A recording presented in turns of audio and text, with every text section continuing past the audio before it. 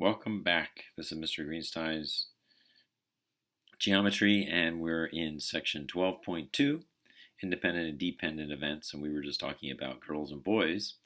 Now let's talk about conditional probability. The probability that event B occurs given that event A has already occurred. So let's say that we have this situation. We'll write P of that event B will happen given that A has already happened. So let's just look at the example. What about the probability of choosing girl 1 given you have already chosen girl 2 as a speaker? Well, if we look, girl 2 as a speaker is only this portion of the chart. So if that has already happened, then this is all that we'll be looking at. In fact, this is our whole sample set.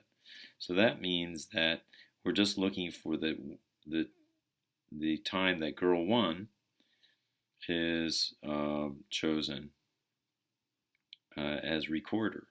And we find that there's only one place where that happens. So it's going to be 1 out of 4.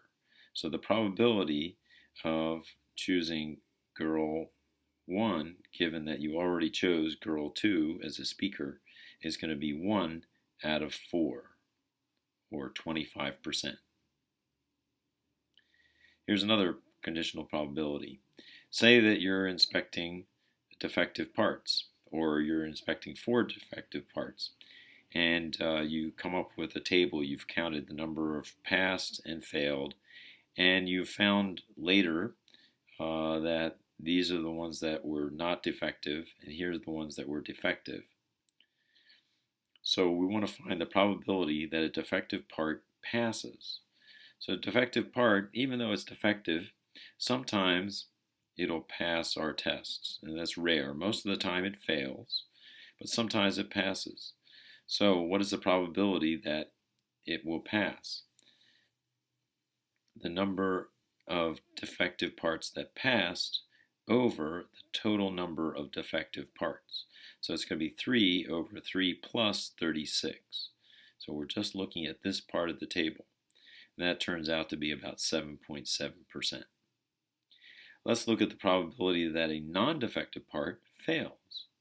So we are going to be passing most of the non-defective parts, but every once in a while we incorrectly fail them, and we want to find out what's the probability that that will happen. So we take the total number of non-defective parts that failed, which is 11, over the total number of non-defective parts, which is 50, plus 11. And that turns out to be 2.7%. So 2.7% of the time, a non-defective part will fail our tests. And that's wrong, but it happens sometimes. And that's the way probability works.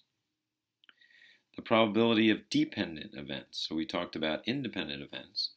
It's if two events are dependent, then it's the product of the probability of the first event. So this is the first event, A, and the conditional probability of the second event. So B happening given that A already happened. So these things are done sort of in sequence. So let's just take a look at this possibility here. We've got 6 slips and we put them in a bag. And we're going to pull them out of the bag without putting any back. What's the probability of choosing 2 and then 3? So if I say the probability of selecting 2, probability of selecting 2 is going to be 1 out of 6, because I have all 6 of these in the bag right now, and I have a chance of picking this one, just 1 out of 6. Once I've chosen this and not put it back in, what's the chance of picking a 3? Well, the chance of picking a 3, given that we already picked a 2, is going to be 1 out of 5, because there's only 5 in the bag. So it's 1 out of 5. So if I want the probability of both A and B.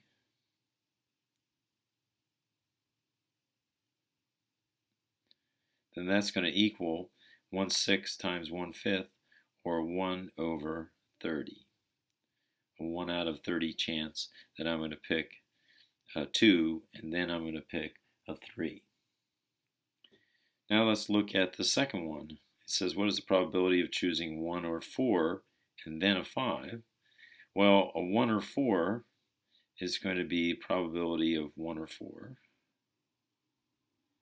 It's going to be 2. There's 2 different possibilities out of 6. So 2 out of 6.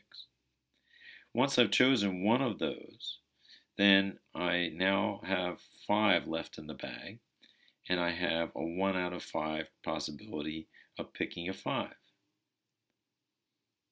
So 1 out of 5. So then the probability of both picking 1 or 4 and picking a 5 is going to be equal to, just multiplying these across, it's going to be 1 out of 15. So 1 out of 15 chance